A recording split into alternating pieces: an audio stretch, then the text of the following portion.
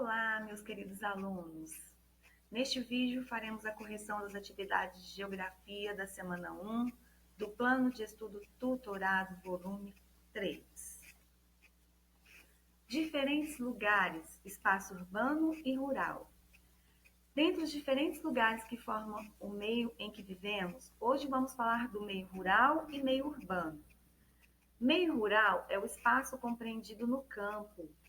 É uma região não urbanizada, destinada a atividades de agricultura e pecuária, extrativismo, turismo rural, silvicultura ou conservação ambiental.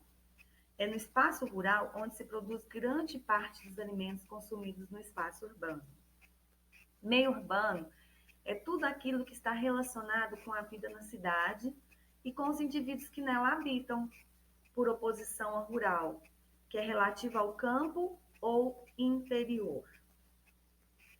1. Observe a imagem e responda. Então, nós temos duas imagens, a imagem 1 e a imagem 2. A. Qual das imagens representa o meio urbano? Imagem 2. É o meio urbano. B.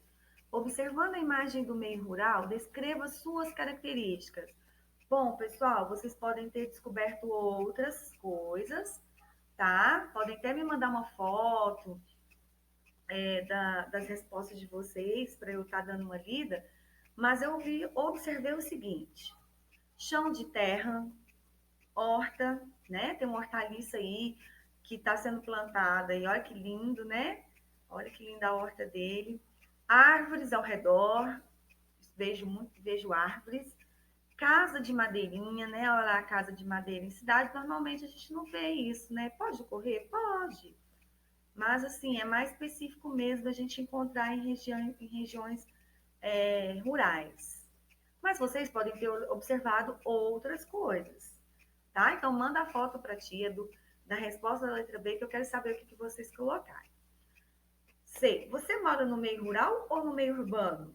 Gente, é pessoal. Por quê? Eu não sei se tem alguém que mora aí no meio urbano, no meio rural, perdão, né? Acredito que a maioria seja no meio urbano.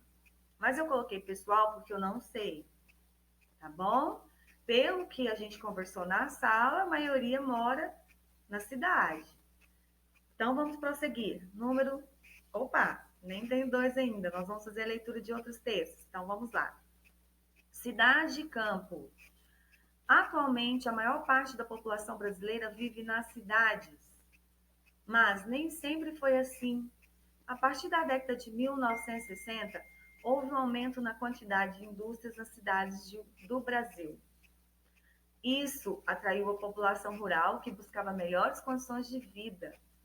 Conforme a população urbana aumentava, crescia também a quantidade de moradias e de serviços oferecidos. Esse processo resultou nas características das cidades que conhecemos hoje, tá? Então, com o aumento das indústrias, as pessoas começaram a sair do campo para ir para a cidade. E se as pessoas estavam mais na cidade, precisou ir construindo outras coisas para poder atender as necessidades de todos.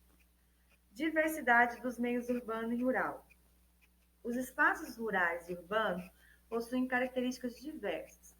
Por exemplo, há comunidades rurais ricas em pescas, agriculturas, agropecuárias e outros, e comunidades urbanas ricas em indústrias e comércios diversificados.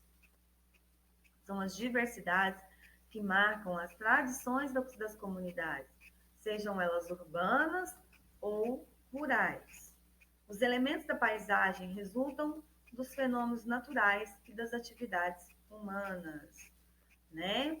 Então, as paisagens também vão sofrendo transformações de acordo com o homem, de acordo também com fenômenos naturais, ok? Então, falou um pouquinho aqui das diversidades, das diferenças do campo e da cidade.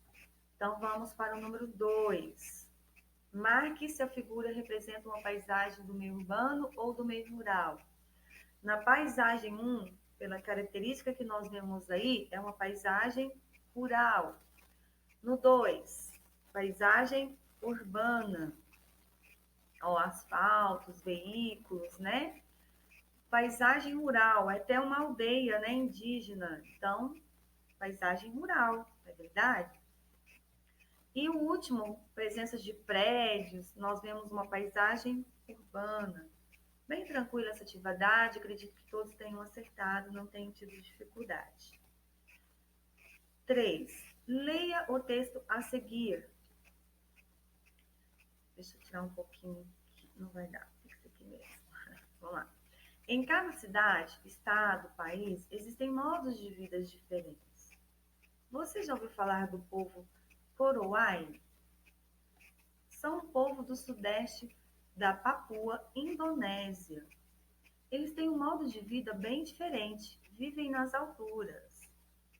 Os Korowai constroem suas casas na altura das copas das árvores. O trabalho de construção é feito de forma coletiva pela família.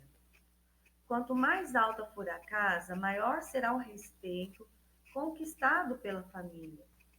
Eles têm muita habilidade para subir até as suas casas, que podem chegar até 10 metros de altura. Os recursos para a construção das casas são originados da floresta. Existem várias tradições cultivadas pelo povo Korowai. Os costumes, as lendas e os mitos são passados de geração para geração. Então, pessoal, cada local, cada cidade, país tem sua cultura, né?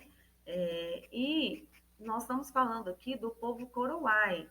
Se vocês tiverem mais curiosidade em ver, pesquisem, seria legal, né? Ver imagens desse povo, de como eles vivem. Mas aqui já está falando que eles gostam de viver nas alturas, né? Eles constroem as suas casas em árvores, certo? E isso é uma tradição deles. E aqui no texto está falando que quanto mais alta for a casa, mais é o respeito pela família. Olha que interessante, né? Muito legal. E que eles vão passando esses mitos, suas lendas, seus costumes de gerações para gerações, né? Muito interessante. Imagine você morando no topo de uma árvore. Quais vantagens você percebe nesse tipo de moradia? Peça ajuda à sua família para responder. Então, pessoal, é uma resposta pessoal, né? Porque você morando, imagine você morando, quais as vantagens que você percebe. Mas eu posso falar aqui, digo por mim, que seria interessante, imagina a vista lá de cima, né? Que lindo que seria. E também, se fosse meu modo de viver na floresta, eu precisaria me proteger, proteger minha família, não é? E aí, quanto mais alto eu tiver, menos eu vou sofrer aí como se diz, eu vou ficar mais seguro em relação a certos animais. Então, essa é a minha opinião, essa é a minha, né, que eu imaginando eu morando no topo dessa árvore. E vocês? Mande fotos da resposta de vocês para eu saber o que você acharia de estar morando no topo de uma árvore, né? Olha que legal.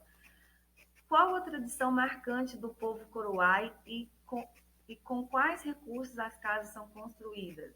Aqui no texto está falando que a tradição mais marcante é eles constroem suas casas na altura das copas das árvores.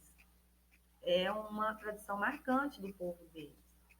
E os recursos para a construção das casas são originados da floresta. Isso eu tirei do texto, tá? Porque ele fala, eles têm muita habilidade para subir, os recursos são construídos nas casas, das casas são originadas da florestas, eles vão lá na florestas e tiram todo o recurso que eles precisam para a construção das suas casas no topo da árvore. Ok? Então, beijinhos para vocês. Até o próximo vídeo.